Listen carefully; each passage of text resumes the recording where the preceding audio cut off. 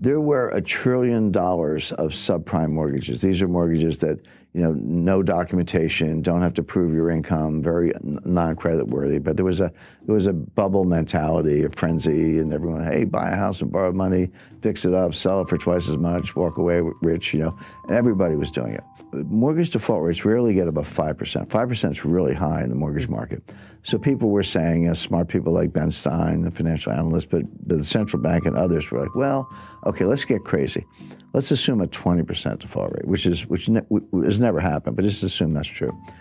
On $1 trillion of subprime mortgages, a 20% default rate would be a $200 billion loss, which was only slightly higher than the S&L crisis of the 1980s.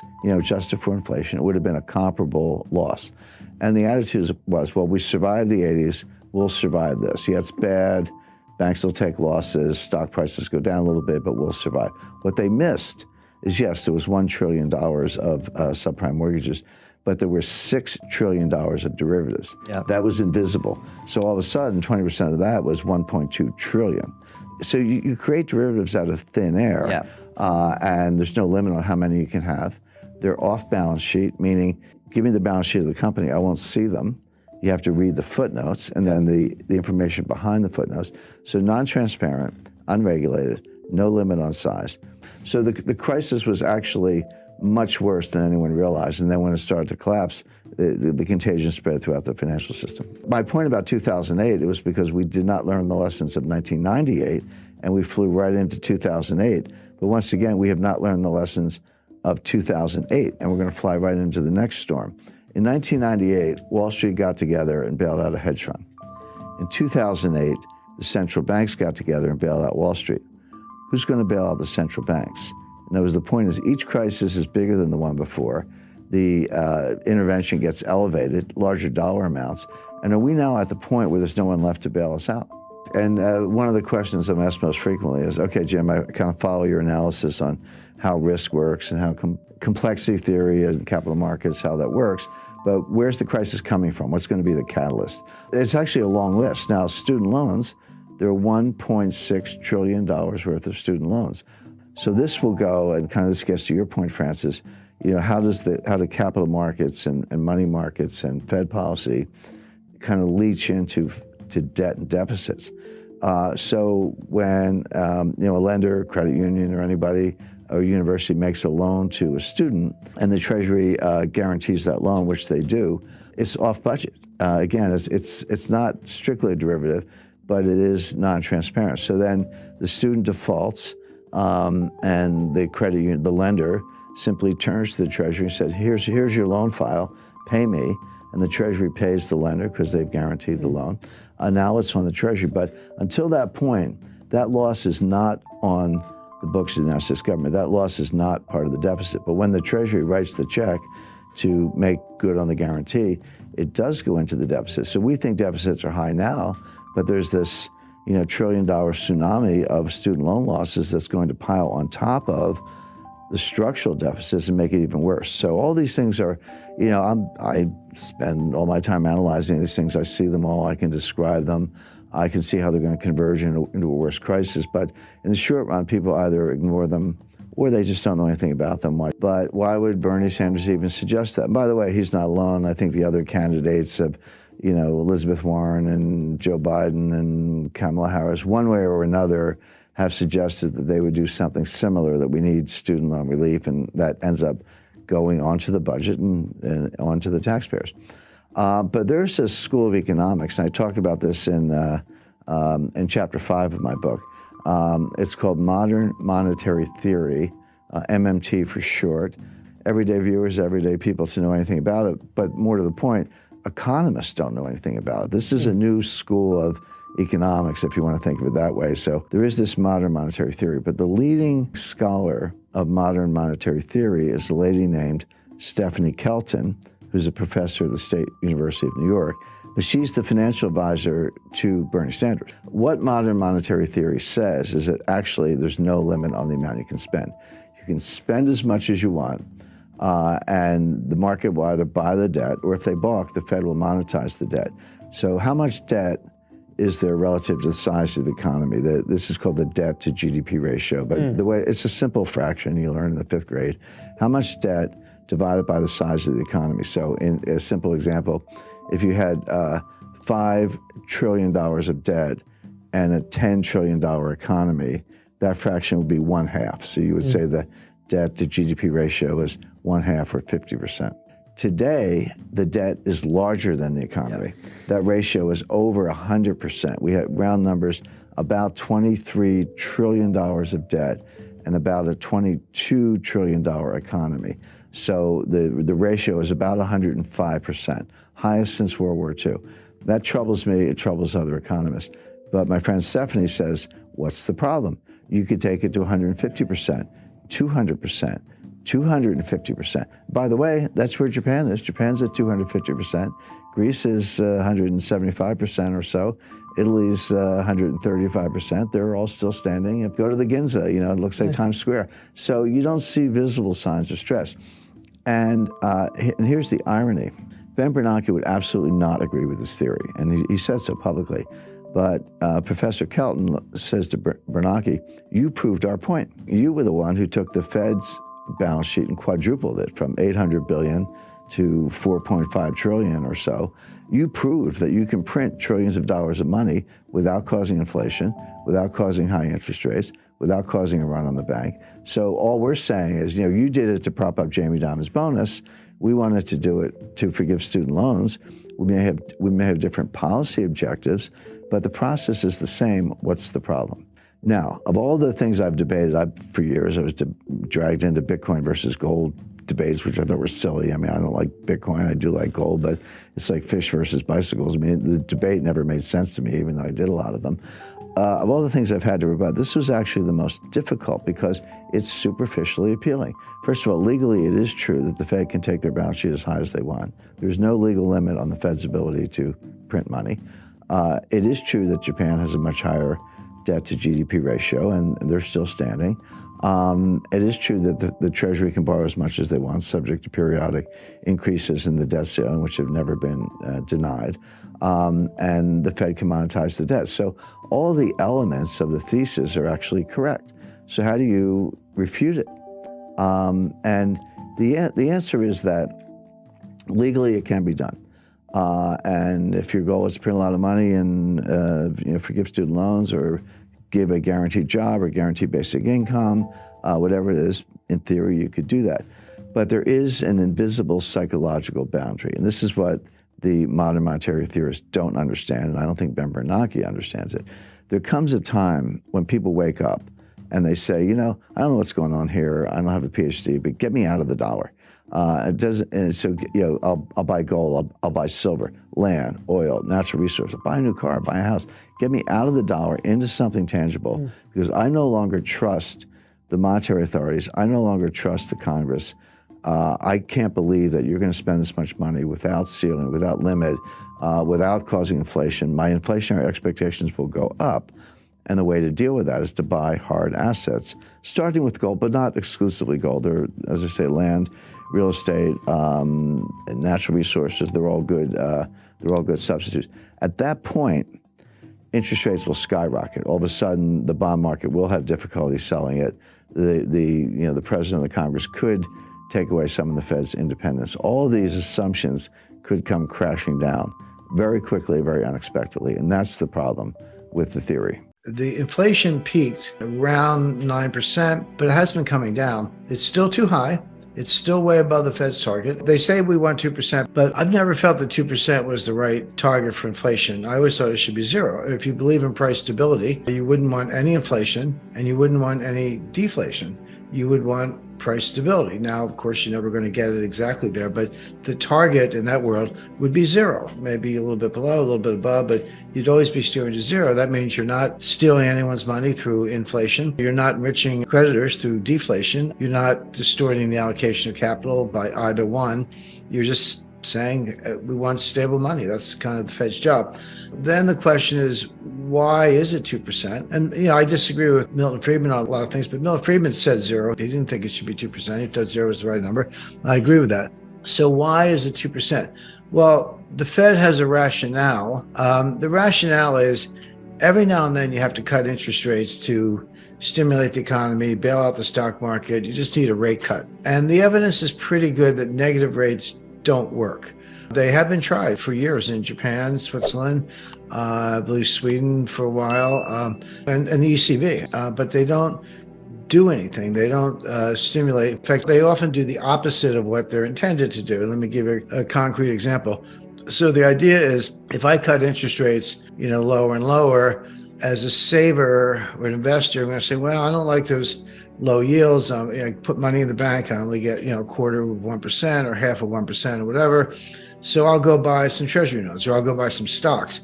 And that's called the portfolio channel effect. In other words, by keeping rates so low, you make simple savings and liquid investments unattractive, and you drive investors to other investments, housing, stocks, bonds, whatever, commodities perhaps. And then that creates a wealth effect. And if my assets go up, I feel more prosperous, and maybe I spend more money, and that helps the economy, et cetera, et cetera. That's the theory. It's all garbage, by the way. There's very little evidence for the wealth effect. I mean, yeah, assets go up, people feel a little better about it, but the idea that they turn around and spend more money does not hold up. The people with the most assets tend to have the most discretionary income. And, once you got a couple of cars and a couple of houses, and a decent wardrobe, you're actually going to go spend more money. Well, probably not. You'll probably save it or invest it. I'm not saying those are bad things, but the idea that it stimulates the economy is not true. But if you follow the theory and say, okay, lower rates force you into asset purchases, et cetera, wouldn't negative rates do even more of that? Because what happens with a negative rate? You have $100,000 in the bank, and at a negative 1% interest rate, I'm the government or the treasury or the bank. I'm taking $1,000 a year. I'm taking 1% out of your account. So you're sitting there. You just say, hey, I just want to save $100,000. That's all I want. But with a negative rate, it goes 99, 98, 97. And the idea there is, well, now you're really going to spend your money because it's kind of use it or lose it. Again, these are kind of theories, but let me kind of ground that in the real world a little bit. What do people actually think? When they see negative rates, people say to themselves, there must be deflation coming. The economy must be in really bad shape. Deflation must be getting the upper hand. Why else would they go to negative rates if they weren't worried about deflation? And if they are worried about deflation, and they are, then I'm going to save more. Far from getting people to spend, remember, the dollar is worth more. In a deflationary world, your dollars are actually worth more. In real terms, a dollar can be just a bank account, can be your best performing investment. In a deflationary world, if you have 2% deflation, then the real value of a savings account with zero interest goes up 2%. And that's probably better than what stocks are doing in that world. So people act rationally. They say, okay, we have negative rates. Central bank must be worried about deflation. If they're worried, I'm worried, and I'm going to save more because, first of all, those savings will do well in deflation. I need to be prepared for that. Last thing I want to do is spend. If prices are going down, why would I spend? I'll wait 6 months, get a cheaper price. So, in other words, real world behavior is the exact opposite of what central bankers predict. Central bankers predict, use it or lose it. You'll go spend the money because I'm going to take it away. But real people say, no, I'm going to save more, because you're signaling to me that the value of the money is going up because you're worried about deflation. The prices are coming down, so what's the rush? So for all those reasons, negative rates don't work. Now, in theory, cutting rates from 5 to 4 to 3 to 2 down to 0 does perhaps have some stimulative effect, not as much as people think. And so the Fed says, well, we don't want to start with 0. If we start with 0, if that's our target, and negative doesn't work, and the economy goes into a recession, how do we stimulate the economy? We can't go below 0, but we can't cut rates because we're at 0. So they believe that they ought to keep rates around 2%. Now, as inflation is about 2%, interest rates are about 2%. And that gives you 2 points of cuts. You could do, in 25 basis point rate cuts, you could do 8 cuts. It's a full year of rate cuts from 2 to 1 3/4, 1.5, 1 1/4, et cetera. You can do 8 25 basis point rate cuts with 2%. So the Fed says our target rate is 2% because we need a little cushion in case we have to cut. And if we're at 0, we don't have a cushion, we can't cut. That's what they say. The reality is the following.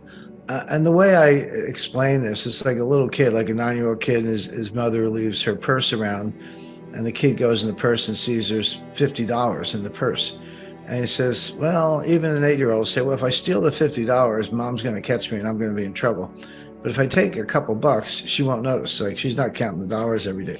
And the Fed's idea is if I steal 2% from you, you won't notice. 10%, yeah, you'll be up in arms. You'll be driving tractors up the steps of the Fed the way they did in 1980. But 2%, you kind of won't notice. Well, what's the math of 2%? Well, 2% cuts the value of the dollar in half in 35 years. It cuts it in half again in another 35 years. Bear in mind, you're starting from down half. So in a typical lifetime of 70 years, at 2%, the dollar is going to lose 75% of its purchasing power. So in 70 years, typical lifetime, your dollar loses 75% of its purchasing power at 2%. And that's really the point, because 2% year in, year out, probably not enough to feel, but it's insidious. And by doing it for a long enough period of time, you destroy the purchasing power of the dollar. And that's what they really want to do. Why? Because the federal debt is nominal. But debt is nominal. If I owe you $1, I owe you $1. Whether in real terms it's $1.05 or 95 cents, that's separate, but I owe you the buck. Well, if you can destroy the purchasing power of the dollar, you're actually reducing the real value of the debt. People say America has never defaulted on its debt. Well, first of all, that's not true. It's not a true statement. But the easiest, quietest, stealthiest way to default is inflation. It's like, hey, here's your $1 billion back. Good luck buying a loaf of bread because I've destroyed the value of the dollar. Now, 3% will do it in about 23 years, which means that you'll destroy 75% of the purchasing power in 46 years, not 70 years. So on, 4%, 5%, et cetera. At 10%, you cut the value of the dollar in half in 7 years. People like to bang the table and say, since the creation of the Fed in 1913, the dollar has lost 95% of its purchasing power. Well, that's a true statement, but you don't need 110 years. We lost 50% in 5 years. Between 1977 and 1982. So inflation is insidious. It is a tax. It is a form of theft. But like the kid with the mother's wallet, if you keep the theft, in small little bites, but do it long enough, you can get the whole thing and no one will notice. So they say we want 2% because we want to be able to cut if we have to. But the real reason is we want to basically erode the value of the debt and erode the purchasing power of the dollar in ways that you don't notice. And they can be very patient. That's how they do it. People hear the government say, the economy's fine, or, unemployment's near an all-time low, which actually statistically is true. And they kind of nod and go, yeah, it's all good. And then reality is the stuff that hits you in the head like a 2x4. The propaganda is positive. We can talk about that in a little more detail. The reality is harsh, and reality wins. There's a very good book on this by Robert Shiller, Nobel Prize winning economist at Yale University. I'm not a huge fan of your garden variety PhD economists, but there are some good ones out there, and he's one of them. He wrote a book about, 2 years ago, maybe a little bit less, called Narrative Economics. And he said, yeah, we got all the models and Phillips curve and wealth effect and various quantity theory of money, and some have a place, some are more valuable than others, but don't underestimate the power of a narrative. A narrative is a story. It's basically it's a fancy name for a story, but a story that persists, that grows. And interestingly, in epidemiology, of course, we've just come through a pandemic. There's a model called the SCIR model that stands for susceptible. Are you susceptible to a virus? E for exposed. Are you exposed to it? I, are you infected? Did you get it? And R, did you recover? The difference between I and R are people who died. But it's a model, and it's mathematically based, and it's empirically validated of how viruses spread exponentially. And you can also use it to forecast how a virus is going to go. Well, what Shiller did, he took that model, moved it over to economics, and took a narrative kind of like a virus, not in a negative sense, but just as something that spreads. And it can be very powerful, and then eventually may die out or reverse, but it can be powerful in the meantime. That much I knew, but what I learned from the book that I hadn't really thought about is that narratives don't have to be true. They can be true, and they can be very powerful, but a narrative can be false and still be powerful. If it's the self-fulfilling prophecy, if enough people believe it, it sort of becomes the reality to some extent, even if it's based on false premises. He gives an example during the Great Depression. The Great Depression really was two technical recessions, but there was a period from 1929 to 1933 election of Franklin Delano Roosevelt. And then there was another period from 1933 to 1937. The 37 and 1940 part we leave aside for this purpose. But during the first part of the Great Depression, unemployment was high, output was dropping, trade was dropping. It was a very, very bad time, no doubt about it. But not everybody was out of work. Not everybody was poor. There were a lot of people with a lot of money at the time. But it was felt that being ostentatious was poor form. It's like, okay, I'm lucky I have a job, I've got some money, but I'm not going to buy a new car, buy a big house, or flash it around or whatever, because it's really not considerate of all the people who actually have fallen on hard times. Well, that was the narrative, but it's the worst possible economic advice, because it's precisely the fact that people with the money should keep spending that kind of can boost the economy out of a depression. So by people saying, well, even though I have the money, I'm not going to spend it because it's poor form, we're actually prolonging the Great Depression. Now, when FDR came along, was elected in 1933, became president in 1934, the psychology turned 180 degrees, and all of a sudden, the Democratic campaign song was "Happy Days Are Here Again," and FDR seemed to solve the banking crisis and so forth. And all of a sudden, it became okay to spend money. Well, in the middle of the Great Depression, 1934 to 1936, those were some of the strongest years ever for the stock market. And unemployment did come down a lot. Now, the problem is it came down from like 25% to 15%. Well, 15% is still, painfully high, but it was a big move in the right direction.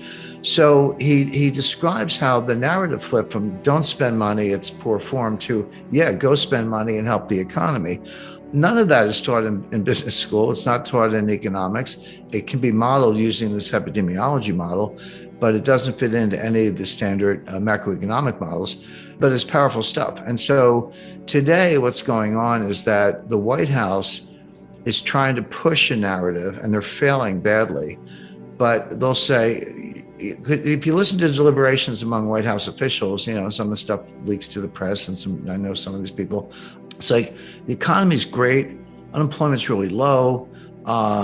We've created all these jobs since the pandemic, but we're doing a really bad job of messaging. The point is, they're inside the White House, they're frustrated that the positive economic story is not getting out. The correct analysis is that there is no positive economic story. The economy is in terrible shape. The problem is not the messaging, it's the message. And this is why I say the propaganda from the White House that things are great is at odds with the reality, which is things are not great. Let me give you some specific data points, because as I say, I don't like to make statements like this without backing it up. Number one, the inflation was going up long before the war in Ukraine started. So if everything was great until February 27th, and then Russia invades, and then all of a sudden the inflation goes up. All right, let's talk about it. But that's not true. This inflation goes back to late 2021. It was persistent in the fall. We all remember the Fed and the Treasury saying transitory, transitory, transitory. And then finally, I think Jay Powell was testifying before Congress. He said, it's time to retire the word transitory. So that was his way of throwing in the towel. And Janet Yellen admitted she was mistaken also. So it predates the war, number one. Number two, energy prices are going up because there's a war with Russia. Well, I wonder why that is. Well, the reason is not because Putin invaded Ukraine, it's because the U.S. counterattacked with financial sanctions. Now, bear in mind, go back to January 21st, 2021, when Biden was sworn in as president, and then went back to the White House. What was the first thing he did? He closed the Keystone XL pipeline. This is a pipeline that would bring oil from Alberta, Canada, into the United States, where it would connect at a hub. I believe it's in Kansas, but somewhere in the central United States. And then the hub distributes it to the entire country. So he shut down that pipeline, which curtailed the supply of oil from Canada. Then ended new leasing, oil and gas exploration leasing on federal lands, handicapped the fracking industry, took a number of other steps using environmental tools, climate alarm, government subsidies, et cetera, to basically, to the extent possible, shut down the U.S. energy industry as much as possible. Now, you can't shut down completely, of course, but everything happens at the margin. And then we end up with oil prices doubling or tripling, really, from $40 to $120 in under a year, which is comparable to what happened in 1973 with the Arab oil embargo. And then Biden wakes up and says, guess we need more oil. And he wants to reopen leasing. I said they shut it down. They did, but he wants to reopen it. He's begging Saudi Arabia to pump more. Saudi Arabia is kind of not returning his phone calls. He's begging Venezuela to pump more. Oh, great. The greatest pariah dictator in the Western Hemisphere, and we're begging him for oil. So why don't we drill our own oil? Because we were a net exporter up until 2021, and then Biden came in and we lost that edge and became a net importer, including recently buying oil from Russia. They curtailed that for political reasons, but that's kind of where we got to. So you wonder why the price of energy is going up. In other words, this damage was self-inflicted, but don't be misled by the headlines because they're, again, this narrative, but they're not actually doing it. So the point being, the price increase and the inflation in the US has very little to do with Putin, and everything to do with the U.S. handicapping its own energy industry, begging dictators for oil, and the influence of the climate alarmists. And by the way, that whole crowd want higher gas prices. They want gas to be $7, $8, $9 a gallon because they expect that will accelerate the transfer to electric vehicles and make the electric vehicle more attractive relative to the internal combustion engine. Now, that's another fantasy. It won't happen. We don't have time to go through all the physics of it. Output of energy by weight, gasoline compared to batteries, and the pollution of batteries, and the fact that we don't have the charging stations. And even if we did, where's that electricity coming from? Oh, coal. It will never happen. But meanwhile, they're destroying the U.S. economy in pursuit of an ideological point that will never actually happen. Another example of propaganda versus reality. Narratives are powerful, but reality is more powerful. So now back to the BRICS. They've replicated the World Bank. They've replicated the IMF.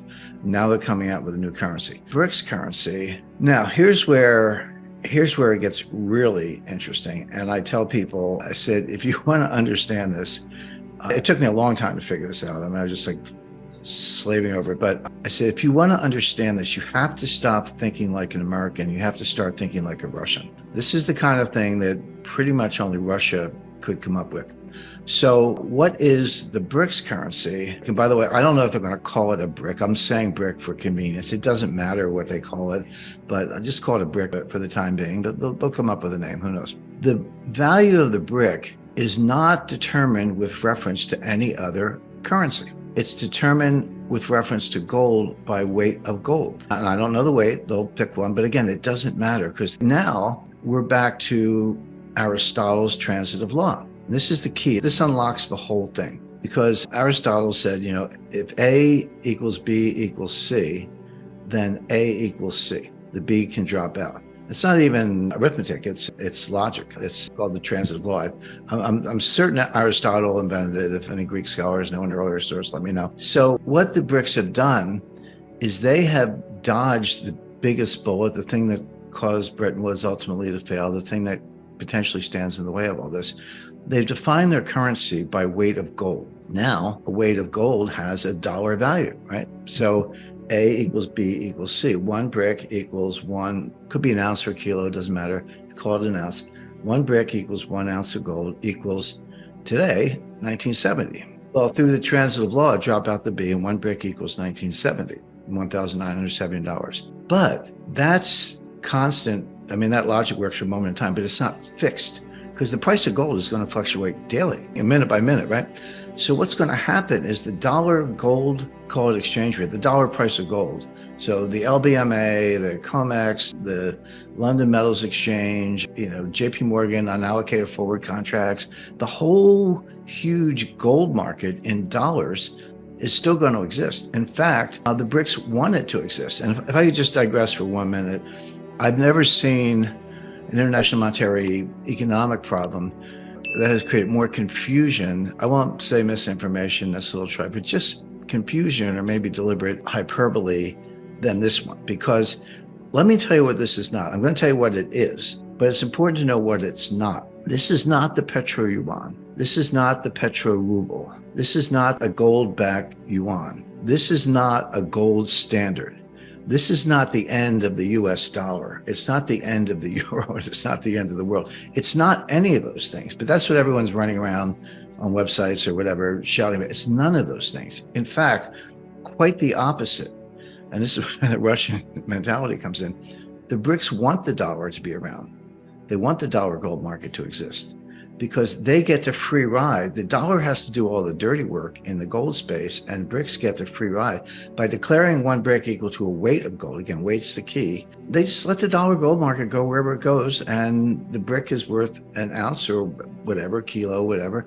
And yeah, the dollar equivalent under the transitive law changes, but they're not pegged to the dollar. They're not fighting that fight. In other words, the BRICS get to free ride on the dollar gold system, and they want that system. They don't want it to go away because they get the benefit of a gold value. Now think of what the BRICS don't have to do in this scenario. They don't have to buy gold. They don't even have to own gold. They do, but no one in the world has enough gold to back a currency. This currency, the BRIC, will not be redeemable into gold. Now maybe there's a dealer somewhere who will take it. That's between you and the dealer. But it's not like you're going to be able to march down to the People's Bank of China with a pile of bricks and say, give me the gold. They're not going to do it. So it's not redeemable. They're not going to make a market. They're not going to maintain a value because they don't have to, because it's by weight. They just get to sit back and piggyback on the dollar gold system and let the dollar do all the dirty work with one twist. And here's the Russian contribution. So you don't have to close your capital account. You can close it, open it, whatever. You don't have to buy gold. You don't have to make a market. You don't even need that much gold. You just say, this is the ultimate fiat currency. The word fiat in Latin means I say so. Well, they say so, and there it is. Basically, this is a bet. This is a bet that the dollar is going to collapse against gold over time. Over time. I think that's a very good bet. This is not a 3-month forecast. I'm not saying gold's going to go up or down the next week. Who knows?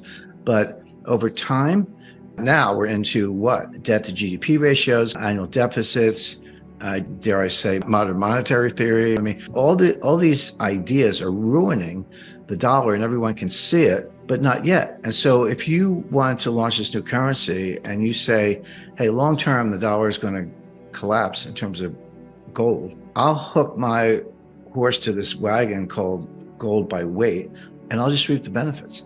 And I don't have to do a thing. And so that you're defining it by weight. So the dollar gold market goes where it goes, but you don't really have to worry about it because you're anchored to weight. But here's the twist. And this is how it's going to play out. Now you're the United States. So you're like, looks like I've been painted into a corner. What can I do? Well, one of the things you could do, I've told the Treasury this for years, they don't listen. I mean, they invite me in, but they don't listen. One of the things you could do is buy gold. But what happens when the United States buys gold? The dollar price of gold goes up, and the BRIC gets stronger and the dollar gets weaker. Checkmate. In other words, the US is now in a box where you can't even get out of it by buying gold, because you're going to weaken your own currency relative to gold in the process, and the BRICS are just going to sit there and not lift a finger. So it's genius. I got to credit the Russians. I'm not saying the Chinese couldn't think of something like this, but this has got Russia's fingerprints all over it. Okay, people have been talking about this for 20 years. You know, the Great Reset, the end of the dollar, the collapse of the dollar, gold to the moon, et cetera. And it's never played out. And the reason are some of the ones, which is the dollar has these huge embedded advantages in the form of its reserve currency status, not because everyone loves the dollar or they even love the United States, but because we have the only bond market big enough to absorb global savings. The US Treasury market is huge, it is liquid, but it's got a whole infrastructure. Primary dealers that bid at auction, when issued trading, settlement, clearance, futures hedging, options hedging, depository trust corporation, settlement, on and on and on. It's got this huge infrastructure of laws, rules, and regulations that they've been building for a long time. I would say 37 years since Alexander Hamilton. But above all, it has the rule of law. The people just trust it. Don't have to like the dollar, don't have to like the United States, but you trust the market. The U.S., in response to the war in Ukraine, broke the trust. They froze the U.S. Treasury assets of the Central Bank of Russia. Unprecedented. And I'm a sanctions expert. I work for the intelligence community. It was part of what I did was, look at sanctions and CFIUS and a lot else. And as far as I'm concerned, and I know that our BRICS friends agree, that's a default. Maybe S&P would call it a selective default, but Russia made the money. They bought the treasuries. They're entitled to principal and interest. And we're saying, no, you can't have the principal and interest. We're not paying you. Well, that's a default. I don't care how Janet Yellen wants to dress it up. And it was a shock, but Worse than that, everyone else in the world was watching. Saudi Arabia, India, Brazil, Malaysia, and they're saying, and Turkey and others, and they're saying to themselves, what if the United States doesn't like what I did? What if they don't like my policy? Are they going to freeze my treasuries? Well, until a year ago, you would say, well, of course not. They would never do that. Well, they did in the case of Russia, and they will potentially in the case of these other countries. So that was the catalyst. The idea of getting out from under the dollar, yeah, it's been around a long time. The feasibility of that was limited, capped really by the absence of a bond market big enough to absorb global savings. But now the countries are saying, well, what good is it to have my savings in treasuries if you're just going to steal them? So I'm not saying BRICS are wonderful out of the gate, but at least it's not dollars. At least it's not maintained on a digital ledger at the U.S. Treasury, and at least you can't steal it. And so that was the catalyst that drove this thing from a 17-year project to, hey, warp speed, let's get it done. How do we do it? And there we are.